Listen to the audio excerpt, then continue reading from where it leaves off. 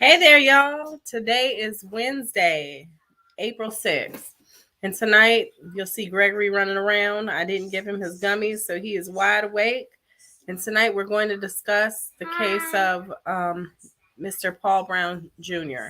So with Mr. Paul Brown Jr., he was senselessly, brutally murdered in Cincinnati, Ohio.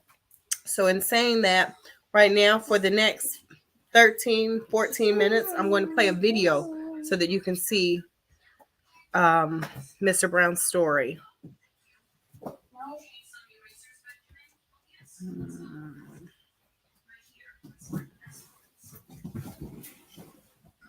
One minute, and here we go.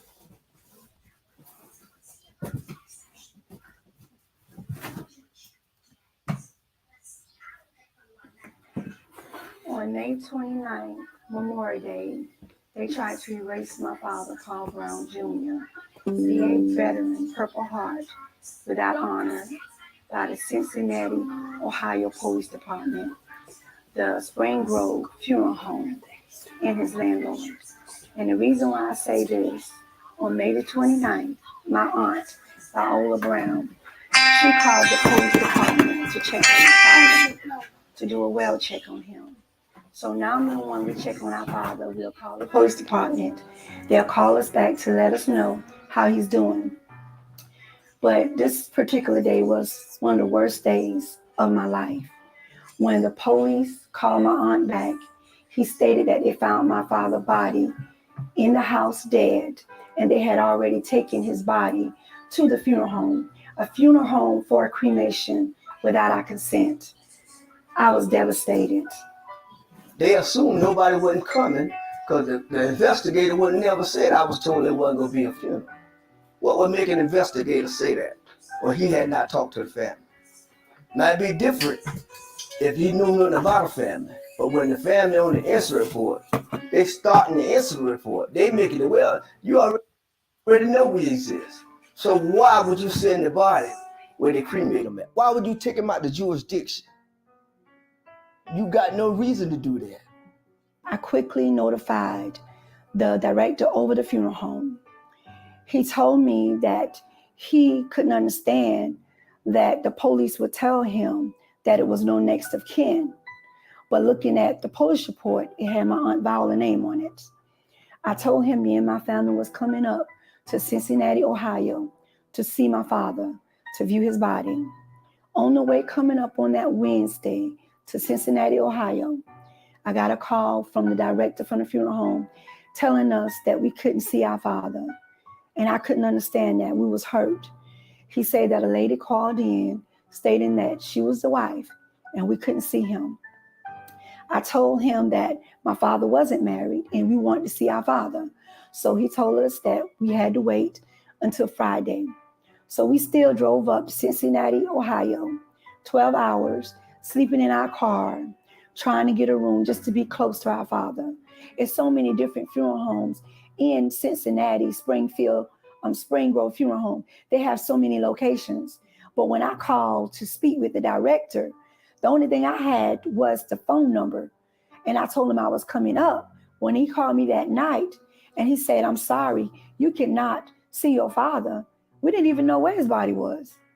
Thursday morning, the director called us back and I told him that we was going to the police department. He said he would meet us over there. My sister talks to the detective. He called the officer that had been in the apartment. The officer called the landlord. The landlord tell us he never lived in the apartment. He ain't on the lease. We can't come to the apartment. So now the light bulb goes off. Why am I being barred from my own father's apartment? So on Friday evening, I got the call from the director telling me he apologized, that a lady called in and she was lying about she was married to him. So he finally texted us the address. Get in the funeral home. We're looking at the body. My sister said, he been beaten. Left side of his face swole. His nose, his little bridge in his nose. Say, okay, we go through that. Me, my uncle, my sisters, my brothers. I videoed it when we was in the funeral home. I videoed the body because I don't want no mistakes of saying it didn't happen.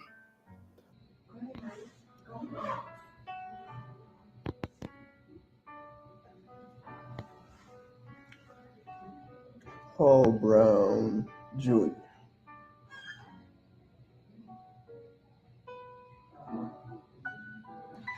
Every day.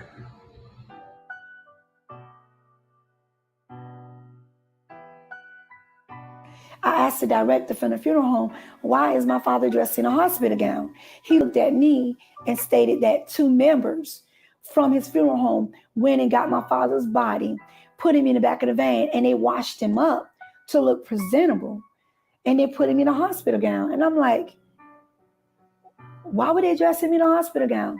He haven't been seen at the hospital, so why would they put him in a hospital gown to make him look hospice? And I found out later that if you dressed in a hospital gown and you hospice, no autopsy is required. I asked the director of the funeral home, I want an autopsy done for my father. And he said no, because it's medical. And I said, this is not medical. How could this be medical when my father is beaten in the face? He said that the police in the corner said that an autopsy wouldn't be done because he died of a medical reason. And I said, what's the medical reason? He said he didn't know. They got 2 scenes on the incident report. They found them 2 different ways. You can't find a body but one way when you come on a scene. When you come on that scene, you're supposed to take a picture how you find that body when you come in that apartment. You being an officer or a sergeant or whoever you are, you know when you first come on that crime scene, when you got to take notes so you will know. You cannot tamper with the evidence. You said you came in the door. You had to force the door in because you couldn't hear him. Now, if you forced the door in, how could the guitar and the piece of the door that you broke off be under his feet if he already did? If he already did, he can't even move. So your incident report don't even match up with what you saying. Now, according to their law, they say if anything is suspicious, an autopsy is automatic. I'm retired from law enforcement. My brother, he's retired from law enforcement. My sister is in law enforcement.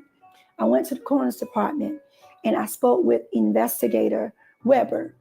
And I said, how could you release my father's body and move him to the funeral home for cremation without our consent?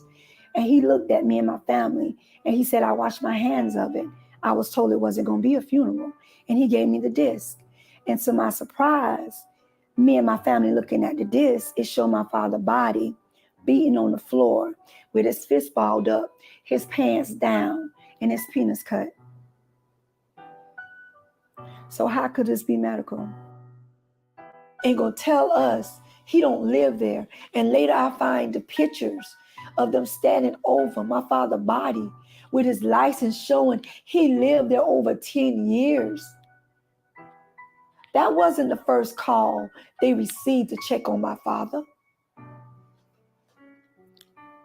Right now, the situation they put us in, we spent everything we had. We didn't have much when we came. Then they caused us to stay on the streets for a whole week. They barred us from the apartment. Then they took everything out of his apartment. And now we ain't assuming this. When we took the pictures from the corner, they got the pictures of the stuff in the apartment. When me and my sister go in the apartment, the stuff gone. The guitar that's in the scene ain't in the scene no more. The amplifier ain't in the scene no more. So all we want is justice. All we want is what the average individual would want. especially on Memorial Day when you disgrace a soldier that done gave his time. The Agent Orange and all that he done been involved in, he did that for his country. When he got back, he was doing things out of the ordinary. Why? Because he done been traumatized in the wartime. Now all of a sudden he crazy because he too old to defend himself. You talking about his asthma pump, he had that for years. That ain't nothing new. He was a fisherman, he was a singer, he was a cook, he was a drawer, he was an artist. At this present time, my father's body is still at the morgue, at the funeral home, because they refused to give us an autopsy. I spoke with the director on last week, and I asked him about the clothes that my father had died in. He said they threw the clothes away. So not only do they do not want to do the autopsy, all the evidence that we have, they erased it along with my father. How could a man be found dead in the apartment with his fist balled up and his face beaten, and you close the investigation the same day, and an officer sign off on his own investigation? I contact the general. I contact the mayor of Cincinnati. When I spoke with them briefly, the secretary from the mayor's office called me back, and she stated that she spoke with the coroner's office, and they say they don't have anything to do with it because Corrine Police Department has taken my father's body. And I'm like, what are you talking about? They're taking his body. His body's supposed to be to the funeral home. So then she told me she cannot have anything to do with it because she's in Cincinnati and Corrine Township is over it. And I'm like, how could that be when my father's body was in Cincinnati? So I'm confused. How could they take his body out of the district? The police changed my father's address from Cincinnati to Corrine Township.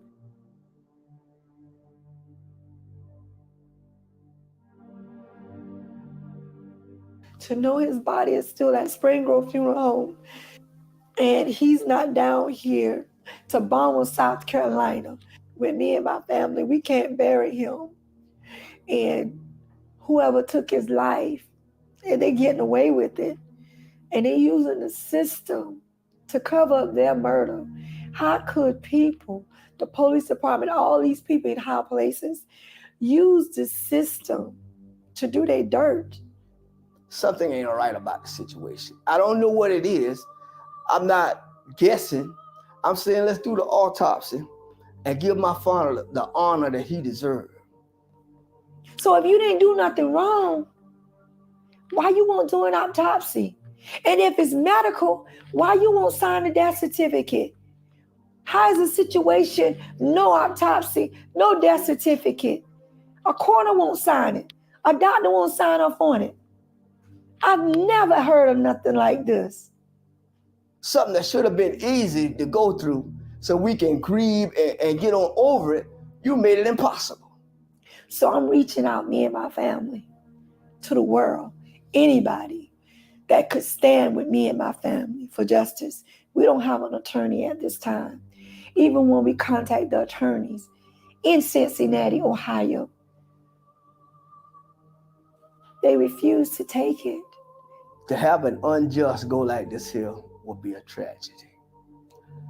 Whomever this touch or feel that it could have happened to your family, you know, it take a village to handle things. And if you can help us, we cry that somebody stand for justice. Because if you don't stand for justice, you'll fall for anything. That's it.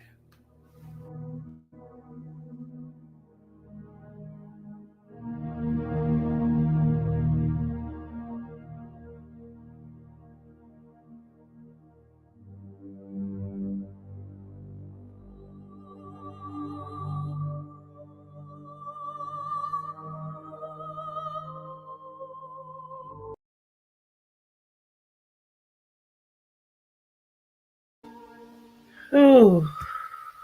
So, tonight's show. Deseo hablar de un tema que impactó mi vida. Tonight's show, we will be discussing the lack of justice in this case. Right now, I'm going to bring back on Mr. Anton Parks. I'm not sure if y'all remember him from the other week, but here he is. He's streaming with audio only. We also have Mr. Charles Brown. He's not well, I don't think, but he's related to the Browns family. He's on audio as well on my phone. And we may have one more person joining us. So, gentlemen, can you tell, what else can you share about this story that we may not see? Like, what else is going on regarding the lack of justice in this case? Anton, Charles? Hold on. We can't hear you, Charles. Let me put you on. Turn you back up.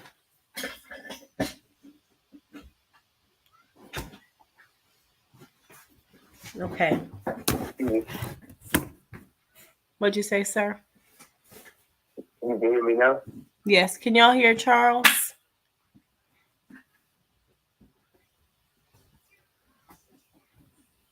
I'm sorry, I can hear you. I'm getting my device straightened out. I'm sorry, but yes, I can definitely hear you. Okay, we can hear you, Charles. Go ahead. Yes, I want to say thank you guys for giving me the opportunity to come on platform with Miss Brown and her family as well. So thank you as well, Miss Chantaye. You're welcome. I'll print your hand with it. Okay, Anton, would you like to share for a moment about a little more about this case and what's going on with the Brown family?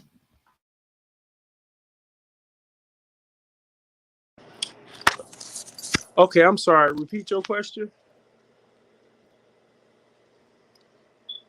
Can you share a little more about the Brown family and what's going on with this case? Like, we just watched a very heart-wrenching video of 13 minutes worth of them sharing what's going on. I can only speak to my opinion and then some of the facts, on some of the facts.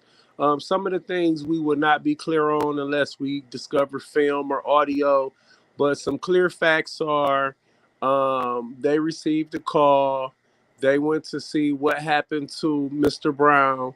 And from the first moment of investigating, you could see things were wrong. When they saw the body for themselves before they got the picture or any information, you could tell there was mistreatment to Mr. Brown either before he died or postpartum. And then the processes that were being taken were way out of whack and unnormal, not protocol for the police department or the coroner's office or the funeral home. And then with further investigation, they uncovered a lot of things, which you saw in the video. I didn't understand why there is picture of Mr. Brown in his home with his pants halfway down, genitalia cut on top of a guitar in the door. It's just a lot of things that are unclear, that even if they're not clear, that clearly states that there was abuse to Mr. Brown at some point, if not throughout, the recent days and months leading to his passing. I will call it a murder, from my opinion. We haven't proven that yet, but I will call it a murder, and the evidence itself says that it's a murder. The Brown family, they're very, very, very adamant about getting justice. I love that they are willing to speak for themselves. A lot of times they speak from emotion, but that emotion is warranted in a situation like this when you're dealing with murder, especially of a child or a parent. But the case I think, should go in the direction of exposing, bringing litigation to everybody involved that was egregiously wrong in this process. Because like I said, they might not never get the clear understanding of what actually happened, but they are very clear that laws have been broken, a crime such as murder has been committed, misuse of a corpse, misuse of government and judicial powers, and we can keep going. So I don't speak about, what their legal process is or what they're doing. That's not good to speak on anyway, but I don't know fully the dynamics of that. That's a different department in the organization process that we're making to help them. So some other brothers like Charlie or Andy could speak to the judicial leg, but as far as the social justice edge and the political edge, I feel like Cincinnati and surrounding cities are using policy and the brother sister code within a city structure. So I always say to people, after the constitutional pledge that they make a pledge to protect that city or that county or that town with their lives and their honor. So everything else, they can go to church, they can be honorable with money, with family and people, but when it comes to that city, they're willing to lie, steal, kill, and die to keep the secrets and keep the machine running. So we have to understand that, and the Brown family needs all of us to get justice. It might come socially. It might come with civil action. I don't know how, but if we strive, we can seek judicial and legal action. But again, when you give law enforcement, they're the ones committing the crime, and they have time to police themselves and clean up and construct the narrative and the reports. It's kind of hard unless the feds come in and sort it out. And even when they come, they're human. They have better ways to detect stuff. But again, when you're dealing with a police force who knows how to investigate, know what they're going to come looking for, and they have the upper hand from day one, you might not get the judicial satisfaction that you're looking for. But we can, again, get justice for Mr. Brown on many angles. We can get justice for his family. We can get them trauma recovery resources. We can get them financial help because the city is trying to charge them an astronomical fee for playing games with them and covering up the murder of their loved one. So I hate it to be long-winded, but this is a very touchy subject, and there's a lot of information with only so much time on each platform or space to share it. But it's again, next week you guys will get, what you really need from the story. You'll get to hear Mr. and Mrs. Brown tell it, from the source, and understand, more who Mr. Brown was, because he was a great man. He was a soldier. He was a black man that, if you look at his life, a musician, a cook, a father, a soldier, and just a man, period. An honorable person in his community, despite what happened to him in the end. So all of us should feel some type of way and some type of, need. We have a father, mother, even if they wasn't the best one, to understand that he did his best, want to see justice for this guy. So I'm here till the end. And I'm a very busy person. I'm not asking for any money. I'm just asking for justice, just like his family is. So I'm looking forward to anybody who has any resources to help them, sometimes it's just listening to the story and then connecting the dot. Chantaye is very good at that in our circle. But to anybody listening, do a little research, come back next week and listen, to what they have to say themselves. And I'll pass it to Charlie because, like I said, the legality in it is important as well. That's not my field, but I love to listen to when the brothers get to telling us what we can do legally, and then that can conjoin with what we do politically as far as trying to change policy and go to the legislators when there is egregious mishandling of local government. Thank you so much, Mr. Parks Senior. Charlie boy, can you hear me? Yes, ma'am. Okay, Yes, ma'am. let me see. Let me put him right here. All right. Can you share the legalities? And y'all, you may hear Gregory in the background. He woke up before the melatonin hit. So, Charlie boy. Yes, ma'am.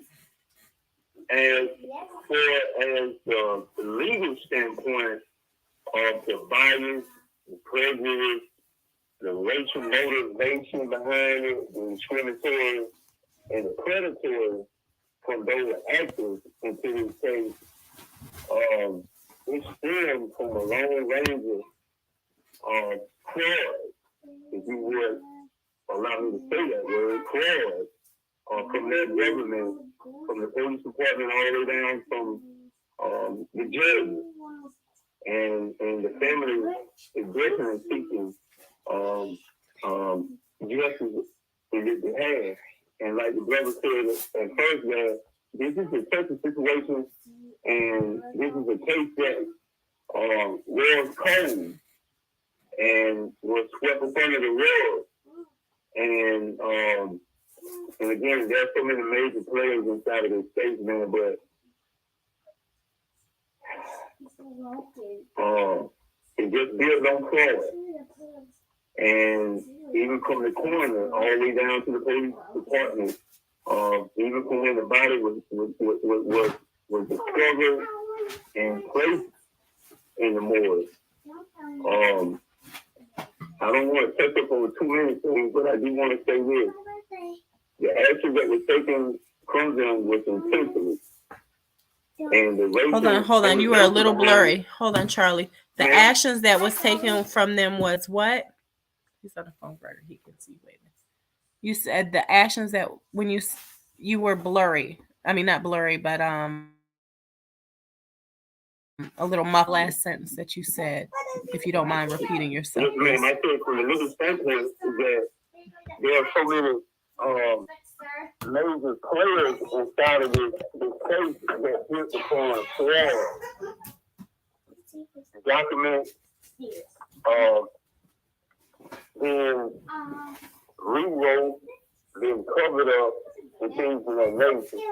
And family are asking for everyone that is listening on this podcast for any type of legal assistance that can be done into this case together as one. Cincinnati, Ohio, man, that state, there's so many malfeasance and intentional things done to the people in that community. So I encourage and I love Ms. Brown and their family of pushing the issue of allowing their stories to be told, to be heard, and act upon. And I come on this podcast to allow everyone to understand that we have to work together to see this through with these families. Yes. And I want to say again, Chantaye, thank you for allowing me to come on. But the legal aspect, there's a lot of things that I'm trying not to touch on, but together, if we come back on the second part, I think there will be a little bit more information to give out on that. But this family are indeed in need of assistance and together. Right. So to reiterate what he just said, what the two gentlemen just said, is that the family does need as much support, mental, emotional, financial contributions, like anything that you can pour into this family. They're great people. I've had conversations with him.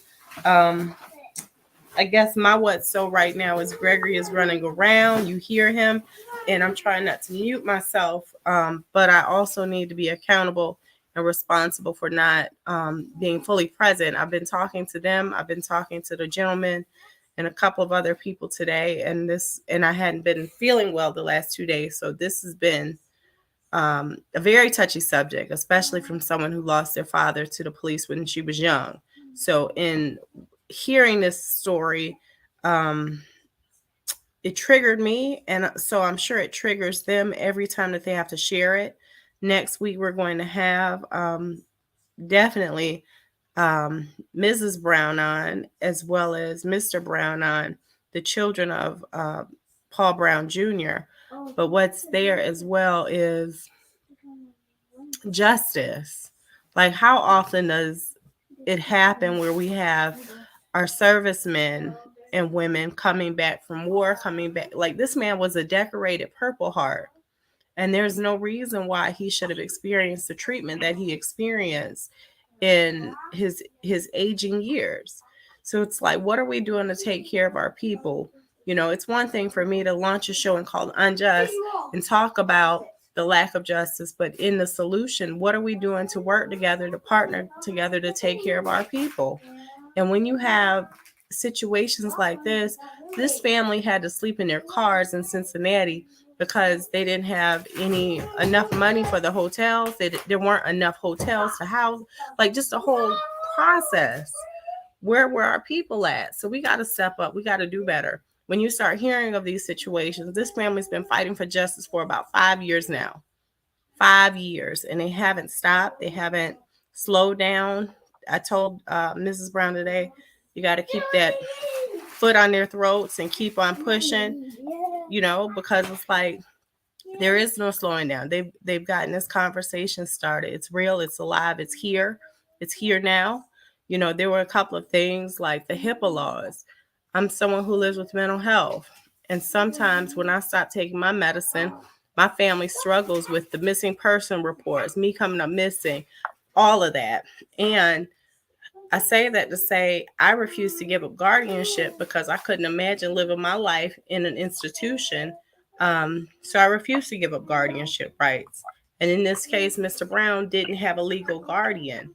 So the way that things happen, to stay vague about the case itself, but there has to be some kind of adjustment to the HIPAA laws as it pertains to guardianship, because when they first started receiving complaints about noise violations or something like that, and knowing that, understanding that there was some PTSD, there was no way to contact the family. Supposedly, I'm sure they contacted the family if they needed rent or something, but because he was experiencing what he was experiencing, they didn't contact the family inside of the HIPAA rights, because you can't violate someone's HIPAA rights to say that they're institutionalized or something like that. But we have to do better, because what happens is he's returned home to his own device. And with saying that, if he doesn't have anyone at home to care for him, what happens then? We keep having cases of this. And this isn't the first veteran. It probably won't be the last veteran unless we do something about it. If they can do things to eradicate homelessness, we can partner together as a community to bring about some social change and to make a difference in this conversation. Okay. Anton, what are you talking about? I see your tag. I don't understand. On my name on here, spelled PARK, and there's senior period. I So don't see that. It's PARKS senior. you see that on my picture? Yeah, ANTON PARKS senior. Oh, it's not showing on my end. It must cuts it off on the picture on my. It just say Anton Park. PARK. No. Anton Parks is listed. No, your whole name is listed. Okay. Yeah. Need to get that stuff. Yes, sir. And Charles, Anton, you can easily chime in. This is a conversation. We have Gregory running around. We have me sitting here. Everyone's getting off. He's gotten a hold of some decorations. So the world of a mom. But yeah, I most of all, I just think like let be a powerful. And usually you don't catch, a whole city like Cincinnati with their pants down. We know they do this a lot. Officers are human, so just like you have people who you wouldn't believe on the street that, oh, he just murdered him, or he just killed her, or he just did this or that. We have those same type of people in law enforcement, and I just find it real. And pardon my French, but don't pardon my French. Real fucked up that listening to the process, there's a recording from a witness, and he states that he pulls up in the coroner van. His partner was not available to come help him load the body, but the body was loaded up by him and a solo lone officer. There were no paramedics there. There was nobody there from any other agency but one officer, which tells me this officer has a relationship with either the funeral director, funeral home guy, or the coroner in the local area, and he called them and they helped him out. Because first thing law enforcement does in all 52 states, every city, the sheriff in the county what they do is they call for backup. They call the dispatch. They don't call the funeral home and say, hey, send us a van. They call dispatch and say, hey, I found a dead body. And so can you send me backup and any other assistance that is under mandate when you call in a deceased person, murder, if they die from natural causes? You should know it right then unless you see an assailant or evidence of something happened to the body that was not natural. So again, you don't know even if they look natural, if they were poisoned or something else, a dart. So at the end of the day, there's protocol that has to be followed no matter where you live, no matter where you stay, and they didn't follow this protocol. If I myself found a dead body and I called for a van to come pick up that body, and me and somebody put that body into the van without calling dispatch first, I don't care who you are committing a crime. You are first off misusing that body because that body has rights even if the spirit is still there or not. It is listed with a social security number and a birth certificate. It has not yet been given a death certificate, so it's protected by the Constitution, civil rights, human rights, and I can go on and on. So once that officer and that guy with the coroner van put the body in there, they did the same thing that the mob gets prosecuted for, gang members, murderers. Once you move that body over 6 feet, there are several crimes that are committed. And I am stating out of my own breath and will that I feel like even if he wasn't murdered, there are a slew of charges that should be filed all the way up to the judge telling them you got 7 days to get this body. All the way up to whoever decided to make them a bill for about if I'm correct, I think it's about $82,000 for the misuse of this man's life, legacy, and to misuse his children and his family after his passing. So as a people, and I don't mean just a black people, I mean as a people who have common sense, who has a spirit, has a heart, has a family, go to work, try to do things in a certain manner, we are all responsible to stand up for this man, because if we don't, at any given day, a law enforcement officer can come in your house, murder you, and he can use the laws that are supposed to protect you and the services that are supposed to be there to make sure what he did doesn't happen. They'll do this shit at will every day, and they have been. This is just a case again, like I said, they were caught with their pants down. And at the end of the day, if we look the other way, they're going to keep doing it for another 50 to 100 years. Thank you, sir. So just to be mindful that this is a black media platform, and I know that you want to speak frankly, and we are the ones hit with the fines. So this isn't a white-owned network or platform, but certain words, although it's on Facebook and YouTube, there's a fine. There could be a possible fine. So just be mindful of that. Thank you. Sorry. Thank you. So Charles, I guess for me too, like looking at this, it was like I looked at one of the pictures, and in the background, the family had the photo lightened. Like if you watch the documentary, which you can, if you want to look at it again, it's on YouTube under Paul Brown Jr. And if you look at it, you see his legs lifted in the background. Like his legs are up in the air. So if he died on his back with his hands kind of bald, how is it that now in this other picture where they're holding the photo ID with the gloves on and taking the picture of the photo ID, but you can see in the background this man's legs lifted in the air? So somewhere in there they moved the body. And why did they move the body? And why did they move the body to that position? That ends up being the question. And then somewhere in there, just wondering things like if like why is it that in one of the incident reports or police reports that was filed, it said something to the fact of him having his legs folded?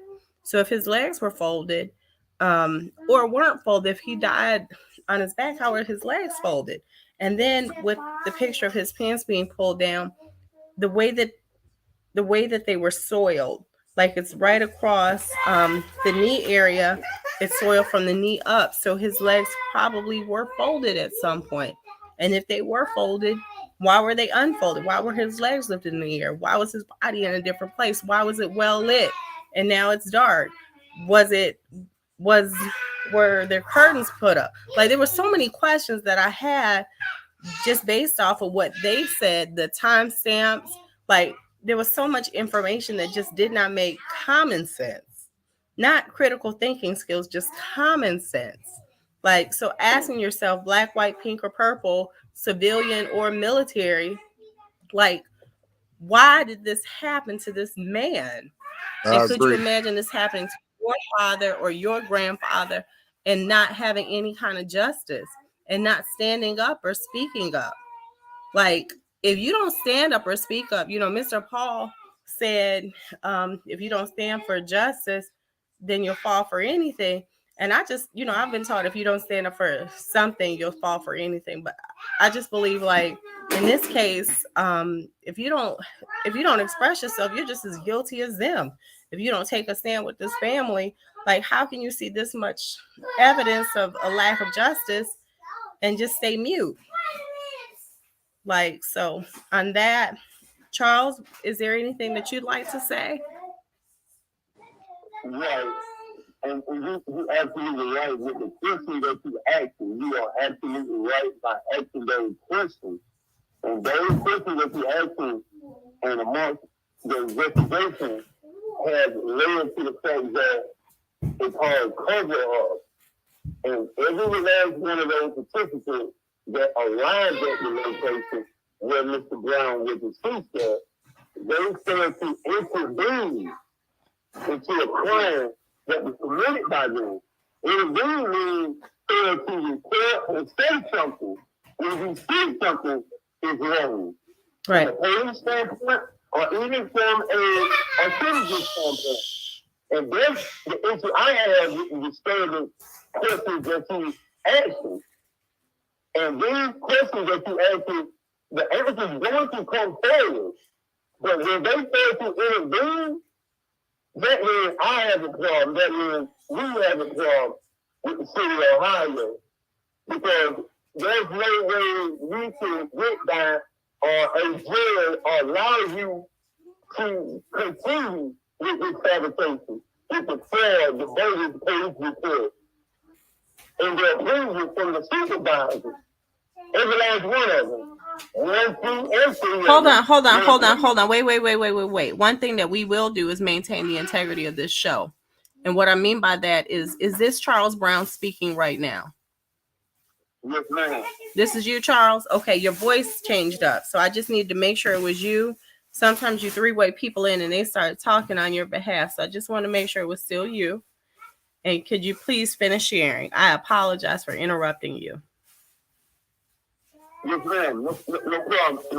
I just get so passionate when you have innocent, you have individuals. You're not innocent because you could have said something or did something or tried to correct what you see inside of their house where Mr. Brown was deceased at. And that's the issue that I have with the other officers that was around at that time. Because it's like stealing. When you take something that don't belong to you and you put it inside of a vehicle and you drive out with it, that's stealing. And there's a lot of other issues in regard to the case that disturbed me a lot. Can I ask a question, Charles? I need to ask a question. Charles, can you hear Anton? Can you hear me, bro? Yes, ma'am. Yes, sir. Okay, so this is something I don't know if you are qualified to answer, but I believe you are. Speaking to Patricia, Miss Brown, I ascertained that there are 3 different death certificates, but no one has declared him dead. And they are 3 separate death certificates. So could you speak legally? How is that possible?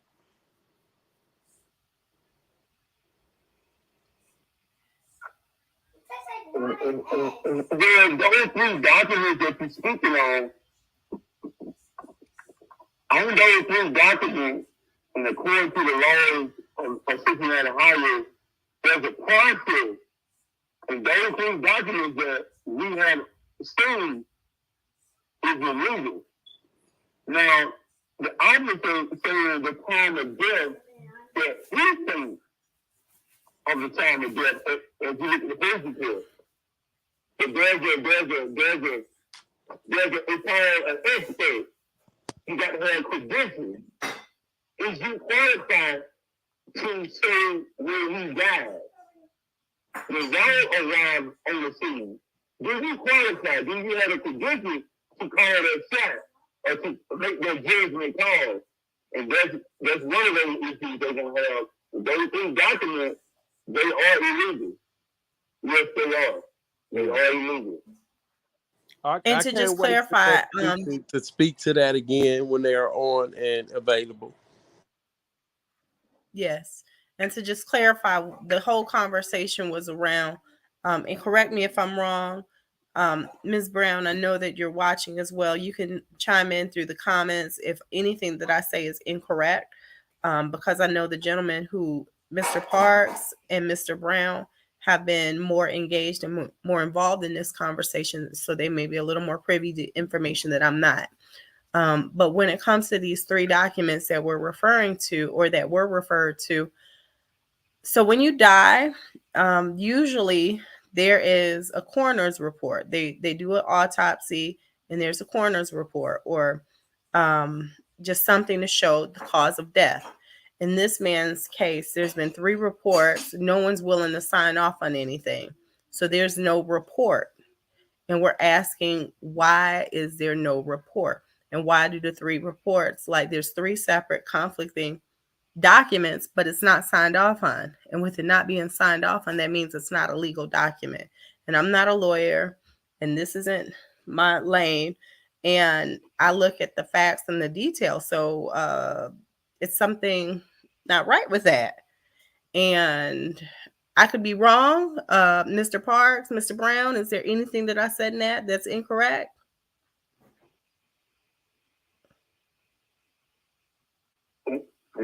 Anton, Charlie? No, you said what you said is absolutely correct. Okay. So just making sure that I'm capturing what you're saying in the appropriate and correct way, and I'm not misconstruing anything or putting words into either of you gentlemen's mouths that wasn't there. So, we just lost Charlie. Just call him back. But yeah. So here he is. Well, hold on. So it was signed, but it was falsified because when she went to the VA doctors, it wasn't real. So that's what the problem is. They were falsified with false signatures. Right, because they said that she signed off on something, right? Right. And she didn't. Right. She never signed off on it. And after that, wasn't it like the doctor and the coroner, like something about what was it that took 6 months? It was supposed to have taken 48 hours, and it took 6 months. What was that document? Hold on. Well, I know they said that she signed off and she never even spoke to them. You said there was a document that what? Maybe I'm talking about the same thing, or maybe it's something different. Never mind. Even still, wait, gentlemen. Wait. Even still, gentlemen, because of the death if it is, it has a VA doctor on it. Wait. Right, but if it's something pertaining to this case, I'd like to make sure that we don't even discuss that. I don't want to go down that road, because right now this family is fighting for justice. And one thing that I won't do is use this platform to indirectly railroad this family out of justice. So in me being curious about 1 or 2 details, one thing that ain't about to happen is that this family not receive justice when it comes to me and anything that I can do to support them. Because exactly. I know for a fact that's why I'm giving you all the facts and correcting the stuff as you say it, because I'm giving you the corrected facts. So you won't be able to do right, that but I because you'll be on. Right. Right. But I just don't want to put out anything that may even be correct, that there is an opportunity for them to doctor up some documents, falsify some documents, because at this point, if they messed up 3 sets of documents and just lied, they can come up with a fourth, and I'm not going to give them that kind of ammunition or power. So the 6-month question that I had, I think it has something to do with this case, but I'm not asking that. So if you could just forget that I even brought it up, because I know that these people have been treated in an unjust manner. I know that this is a terrible crime against anyone, even if he wasn't a veteran. But the fact that he's a veteran, that just takes it to an entirely different level. And the fact that this family has been fighting for 5 years, and they don't even have an attorney willing to represent them. They had someone that was sent by the city to railroad them. And then it's like trying to get justice, and they're fighting by themselves. And so, well, with the exception of us, they have a crew of us who are willing to fight with them. I was about to correct you there. I was about to get on you. I'm good. Gregory, you're getting lemonade? He was singing a lemonade song. I guess he was feeling like his mom was getting too intense. So in this situation, in this conversation, it involves getting intense. It involves getting in these people's faces and not backing down, fighting them with a pen, called public policy, called looking at the details in this case, making sure that they don't railroad this Brown family. You know, these people have endured something right here. You know, they didn't even contact them. They were about to cremate the body without the family knowing. How do you cremate a body? And there was a next of kin listed, and they didn't even contact her. She had to contact them. So we're going to talk about that more next week. Definitely. And hopefully they can find a track of their dads, to listen to some of his music. That, you know, that's what they have left of their father as their memory and their legacy. And it's because the city of Cincinnati is hiding. They're burying all of the facts. They're trying to act like this man's life didn't matter. And this is, you know, the rabble right before my show, they were talking about Black Lives Matter and different conversations within that. And one thing that we forget is it's like we're becoming numb to people dying. You know, at one point, just a couple of years ago, it was like, say her name, say his name, say her name, say his name. And now it's like back to business as usual. And we're forgetting, we're leaving people behind, and nobody gets to no one gets to be left behind in this conversation. We are able to create our own platforms. We're able to have radio stations and podcasts, and we're able to have YouTubes and Zooms and all of that. So we should be saying people's names. It shouldn't be Anton Park Sr. It shouldn't be Charles Brown and Chantaye McLaughlin and Mr. Andy having these conversations.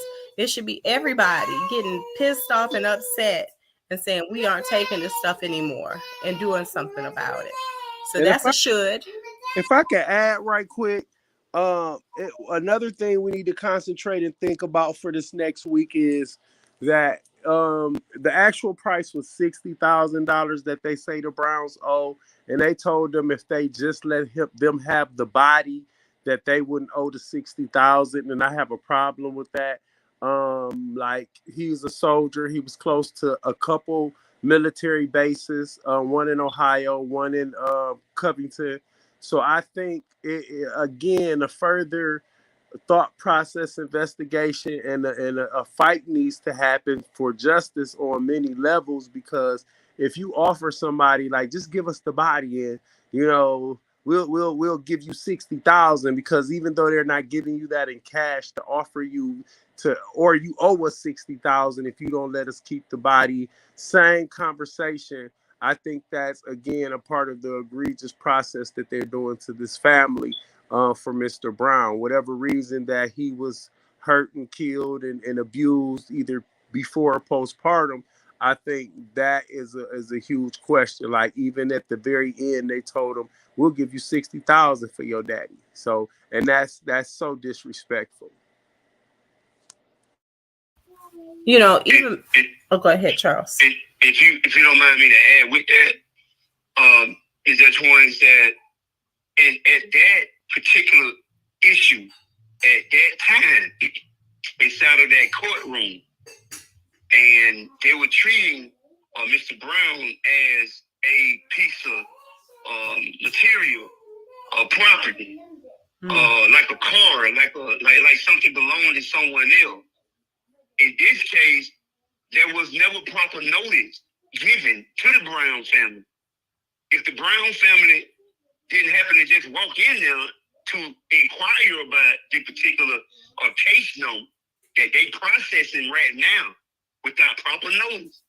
And this is what I mean by proper notice, that when you are in a civil matter in Cincinnati, Ohio, you have to give the other person enough time and awareness and notice to be in the courtroom on a particular date and time. That never happened. And the Brown family can prove that. And now what I have a problem with is that at this time, at this position, the judge should have made a better choice and decision instead of telling the Brown family, you got 7 days and just get out of my courtroom to get your father back. If not, we need $62,000 like right now. And that was the whole big deal about that courtroom hearing. And I'm glad that Ms. Brown was able enough to see and hear what the judge was doing and causing her job to be no longer practiced in Cincinnati, Ohio. And if anyone that listens to me on this platform, and in the next couple of weeks, at the next podcast we will have that judge name that processed that court case that in Cincinnati, Ohio, and we will try to remove her. And there's a solution how to do that. And I'm not going to go into much detail with that, but we have to remove that judge from that town, that circuit, immediately. Because there's so much malfeasance, so much wrongdoing, not only to the Brown family, but to the whole community, period. So thank you, gentlemen. It's about that time. I don't want to get fussed at for not wrapping up on time because we appreciate you. But we're gonna have a show after the show. So hang on in there, Mr. Park Sr. and Charlie Boy. Just hang on for me for 1 minute. Thank you, Mr. Julius Hall. And I appreciate you for allowing me to have these conversations on this platform. So thank y'all. Thank you.